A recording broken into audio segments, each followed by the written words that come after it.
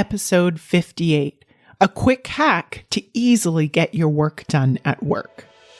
Welcome to Clinicians Creating Impact, a show for physical therapists, occupational therapists, and speech-language pathologists looking to take the next step in their careers and make a real difference in the lives of their clients.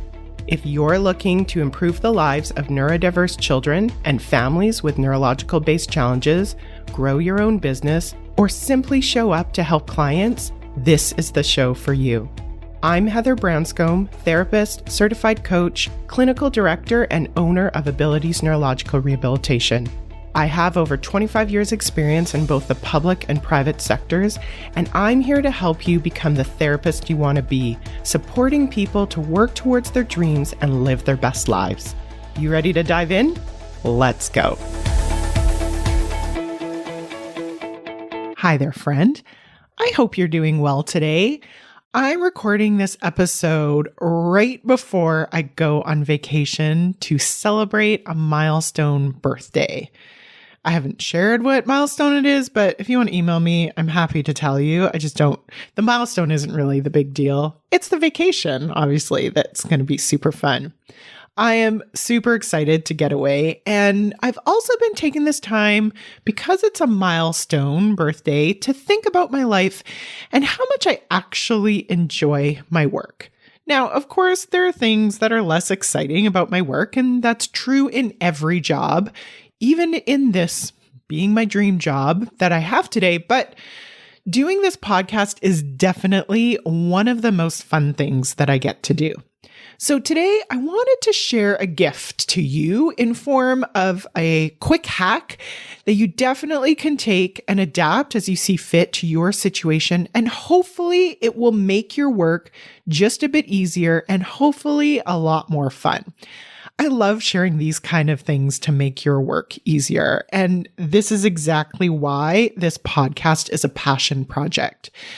So before I start and share my hack, can I make a quick request of you? You may even know what it is if you've listened before. And if you had, thank you so much for listening. Can you help me share this resource and that this resource is actually out there so that others that may benefit can benefit from it? If you're willing, you can do that in a couple of ways. One, firstly, follow, rate, and review this podcast wherever you listen to it to help feed that algorithm so that when a clinician just like you is searching for a podcast just like this podcast will more easily come up. Secondly, if you could share this podcast, or better yet, a favorite episode of this podcast with a colleague that you want to help, consider it an early birthday gift to me if you like, because I would be eternally grateful to you if you do any and all of the above. Thank you so much again in advance for your help. I very much appreciate it. And let's get back to an easier work day for you, shall we? I want to start by sharing one of the things that I think is so challenging about our work as clinicians is that the work that we do can change on a dime, no matter how much we plan. And I do encourage you to plan in advance. But having said that, no matter where we work, our schedule, just as a fact, can often shift in an instant.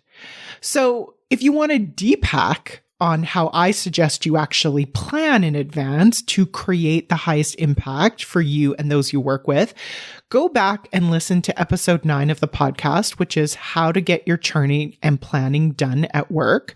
But today's episode is a bit quicker and something that you could use to decide in advance how you want to adjust on the fly. First, I want to acknowledge this isn't something that I made up myself. It's actually something that I got from another colleague. Isn't that the way we see something that someone else is doing at work and we think, hey, that's amazing? That's what happened here. And so with permission, I am happy to share with you. So Scott happens to be a speech pathologist here at Abilities, and he's one of the most amazing people and one of so many amazing people I get to work with every day. And I actually ended up hearing about this hack from someone else. And then when I asked him about it and he shared it with me, I asked and he graciously agreed to allow me again to share it with others. So this is how you're getting it today.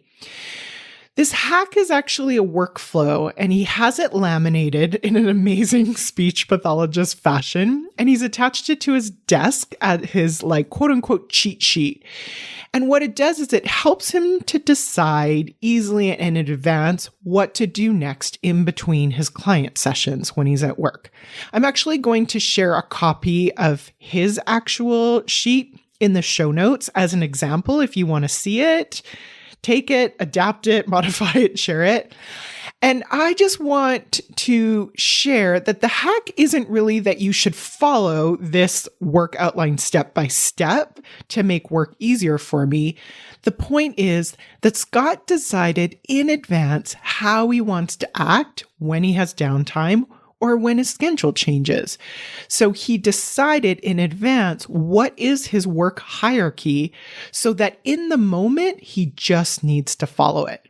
So for Scott, his hierarchy is 1, prepare for sessions, 2, charting or documentation, 3, email, 4, to-do list, 5, continuing education, and 6, pick from the following: run errands, go for a walk, journal, listen to a podcast. Now, again, I've run through that quickly, but if you want to take a look at this, what it looks like visually, it's really beautiful. I'd invite you to go to the show notes to see what it actually looks like in person. So what that means for Scott is if a client cancels at the last second, or suddenly it snows outside, or there's just extra time in between client or patient care sessions, Scott has a plan already in place. And if I were to guess, Scott has made this list based on what's important to him and his values. And I could make a guess based on this alone and presume that Scott values his clients, his client time, and his responsibilities as a responsible clinician and team member, as well as his own development and his own health. Now, for me, because my role and my work role right now is a little different than working as a full-time clinician, my hierarchy might look a little different. So I took some time to think about that. So because of my role, my hierarchy would look something like this. Number 1, prepare for meetings, because more often than not, I'm the one actually leading the meetings. It's really important for me to prepare for the meetings.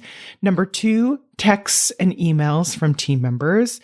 Number 3, I have what I call as an overflow list, which is just a glorified to-do list. I schedule many of the to-do lists in my schedule, but if I collect things along the way, that goes into my overflow list. And then number 4 would be investing in myself. So that would be walking, podcasts, and connecting with team members. So what would your hierarchy be for time spent in between clients or patients? Would it be the same, or would it be different to Scott or myself?